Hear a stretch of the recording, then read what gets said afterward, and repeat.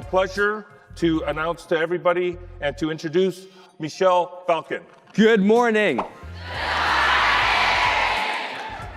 That's way better than I expected. Employee morale is part of the ROI of all of this in building a people-first culture. Your employees will love working for you. Their morale will be higher. If their morale is higher, their engagement is higher. If their engagement is higher, their productivity is higher. If their productivity is higher, they're going to sell more, they're going to market better, they're going to service better. I would never share anything that isn't tried, tested, and true. I don't have enough confidence to be able to stand in front of the stage and give you theories. I want to give you actionable strategies so that when you go back to your workplace, you're able to execute on them. But the one thing they cannot do is replicate your customer experience. If you deliver an experience your customers have never seen before, guess who becomes the leader? And they're always going to be following you. Revenue. How can you increase revenue? I do not believe companies have earned the permission to cross or upsell other services and products until they've built trust first.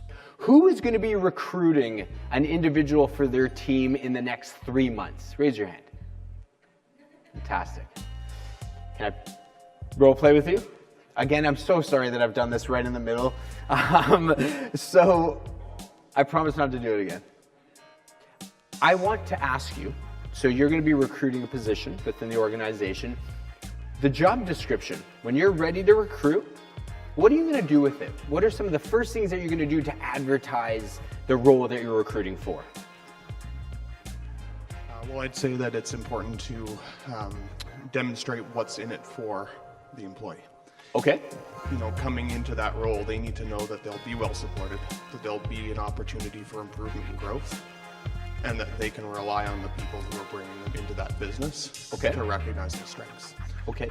And how are you going to get resumes? What are some things you're going to do? A couple of different ways. Word of mouth often is very strong. We have really good internal candidates, so you know, if you know somebody, recommend them. Online services, even our painters business, you know, we deal with contractors all the time. They always know somebody who would make an excellent candidate in the role, so ask. Perfect. Internal versus external recruiting. A players also hang out with other A players. Before you go external, take that job description and email it to everyone within your store or within your department and say, Billy, Allison, Samantha, think, who do you know that fits this role? Send us some referrals. Go to your best customers. Ask them as well too. Your vendors. I understand you had some vendors here, Dickies, Frog Tape, and some others. They live within the industry as well too. Go to your vendors and hint, hint, hint, your vendors are trying to appease you.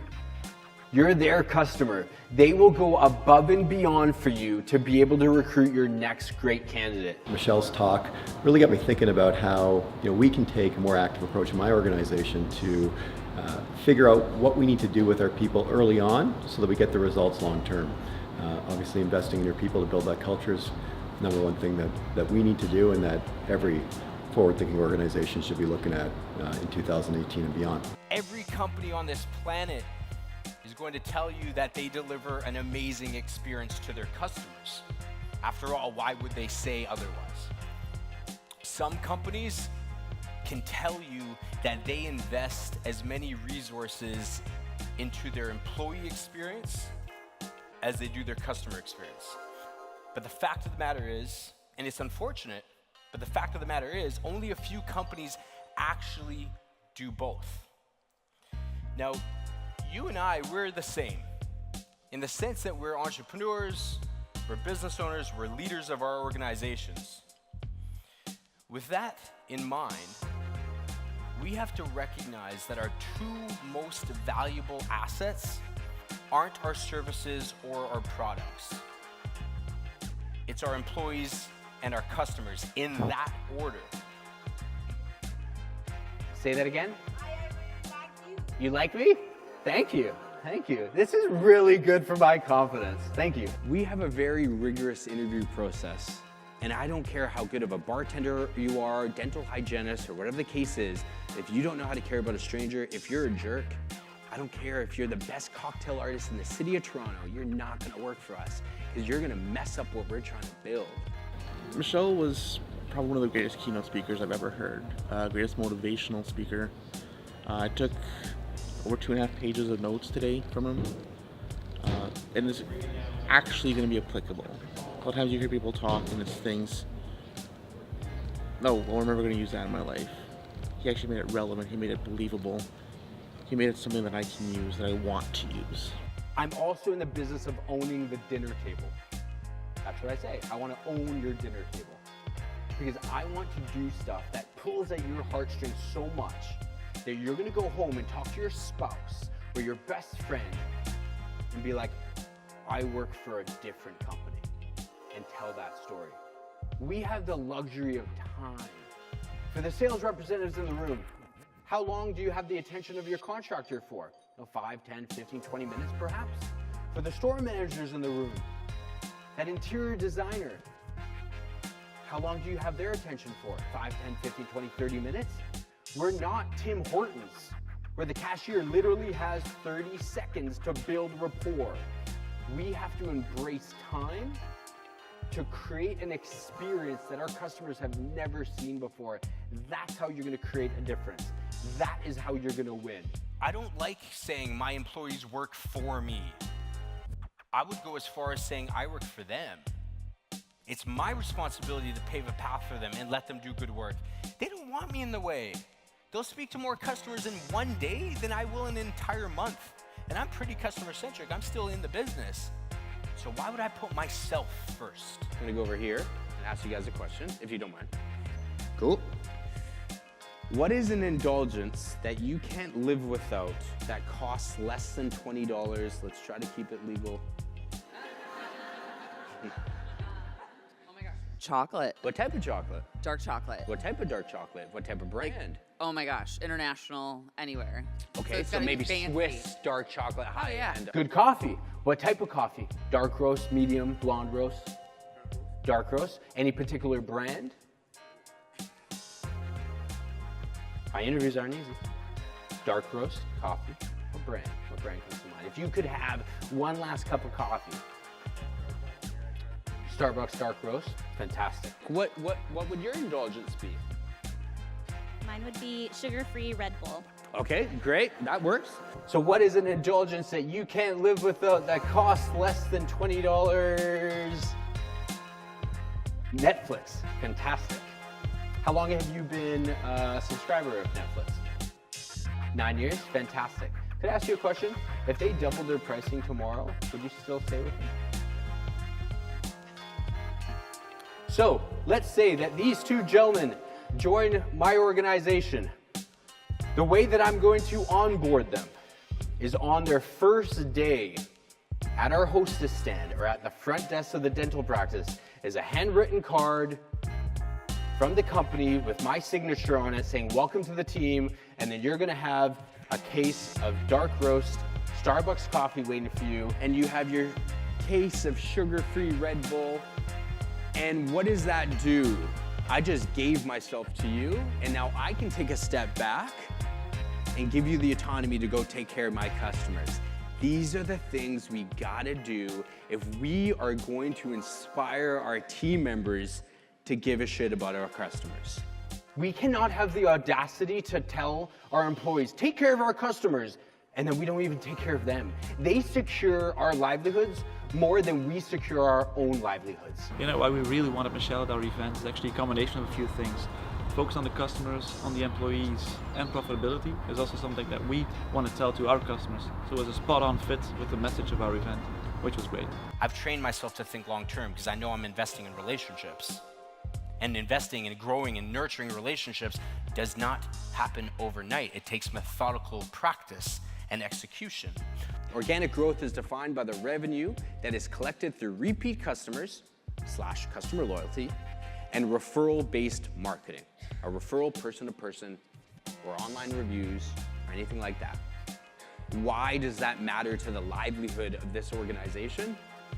If a company is growing organically, they have the opportunity to become more profitable because the cost of customer acquisition goes down. It doesn't cost me anything if Sarah was to refer you to my restaurant. Right? I might incentivize her down the road, but if you come and say I was referred by Sarah, that you're a highly profitable customer to me because I didn't have to pay $100 to acquire you as a customer through Facebook ads or whatever the case is. I'm gonna acquire and build my business by delivering customer experiences, by having high employee engagement and a recognized company culture. Tony Daniels with Prairie View A&M University Recreational Sports, and we just heard Michelle speak in phenomenal paradigm on the employment process, and I think the core of it for me was really the end game. The people you hire, the process that you follow to hire those people will help everything else work itself out as far as production, customer service, the retention, the consistency. So he had a new perspective, an easy to understand paradigm that was very relative to the work that we do in collegiate rec sports. If you hire customer-centric professionals, you've got to give them autonomy to be able to do things like micro customer experiences. A micro customer experience is a small, affordable, and memorable gesture you do for your customers that resonates with them for years. June 2017.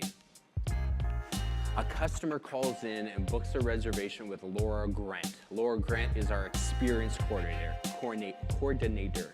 She's the quarterback of our customer experience. She asks the guest that books the reservation, "Why are you celebrating with us?" "Oh, me and my friends," there's 4 ladies joining us to celebrate a recent pregnancy announcement. Okay, I can use that information to build a great relationship with our customers, so we put it in our CRM. Laura speaks to Yasmin serving the table, and transfers the education and the knowledge to Yasmin, our customer-facing server. Yasmin and Laura make sure that halfway through their dining experience, one of them runs across the street to Shoppers Drug Mart, a local pharmacy in Canada, and buys a $25 gift certificate to Toys R Us.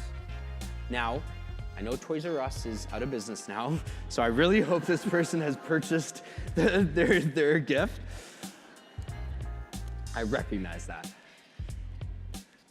Yasmin puts the gift certificate inside the billfold, and before she presents it, says, "Thank you so much for selecting Borrow. We love celebrating. We have a little gift that we wanted to give to you." $25. That costs us nothing. Absolutely nothing, with a handwritten card. So what does that do for my business? Customer loyalty. The ladies at that table are blown away. Okay? They're gonna come back. I promise you that they're gonna come back. Same with your guests and any type of interactions that you might have that are very memorable. I believe that each one of those ladies at the table will also have a conversation with a loved one or a friend at their dinner table. I'm trying to build experiences with my customers to have the dinner table conversation. What are they telling their spouse or their best friend about your brand and the experience that they had with you? Because that's gonna drive that organic growth. $25 and employees that have autonomy are building the business. And we got a Facebook and a Google review of that, 5 stars. That matters in hospitality a lot.